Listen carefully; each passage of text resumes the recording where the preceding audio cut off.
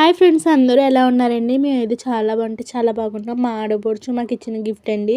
ఎందుకంటే మొన్న వచ్చినప్పుడు చూసారు, పెద్ద చెంబు ఉండాలని దేవుడి కాడ అది తీసేయనేసి ఈ చెంబుని ఇంకా గంటని ఇంకా ఏకాతులు అయితే కొని తీసుకొచ్చారండి. నేనైతే చేయనండి, పూజ ఇంట్లో మా పిల్లలే చేసేస్తారు, నన్ను అస్సలు చేయనివ్వరు అన్నమాట.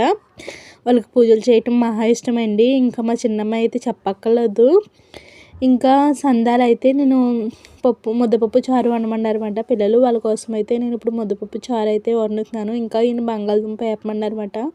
ఈయన కోసం అయితే ముందు 3 బంగాళదుంపలు అయితే వేపేసాను. ఇంకా బంగాళదుంప బజ్జీ కూడా వేద్దామంటున్నాను అనమాట. అందుకనేసి ఇంకా బంగాళదుంపలు సరిపోవనేసి మళ్ళీ కొంచెంగానే నేను ఫ్రై చేసేసాను. ఇంకా పప్పుచారు తాలింపు పెట్టేసాను, అయిపోయింది. ఇంకా పిల్లలకి అయితే బంగాళదుంప బజ్జీ అయితే వేసుకుని ఇంకా నంచుకుని తినేస్తున్నారు. గ్లాసులో అయితే చారు ఇచ్చాను.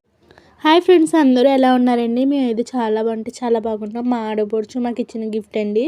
ఎందుకంటే మొన్న వచ్చినప్పుడు చూసారు, పెద్ద చెంబు ఉండాలని దేవుడి కాడ అది తీసేయనేసి ఈ చెంబుని ఇంకా గంటని ఇంకా ఏకాతులు అయితే కొని తీసుకొచ్చారండి. నేనైతే చేయనండి, పూజ ఇంట్లో మా పిల్లలే చేసేస్తారు, నన్ను అస్సలు చేయనివ్వరు అన్నమాట.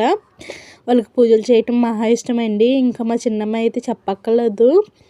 ఇంకా సందాలైతే నేను ముద్దపప్పు చారు వండమన్నారన్నమాట పిల్లలు. వాళ్ళ కోసం అయితే నేను ఇప్పుడు ముద్దపప్పు చారు అయితే వండుతున్నాను. ఇంకా ఈయన బంగాళదుంప వేపమన్నారన్నమాట.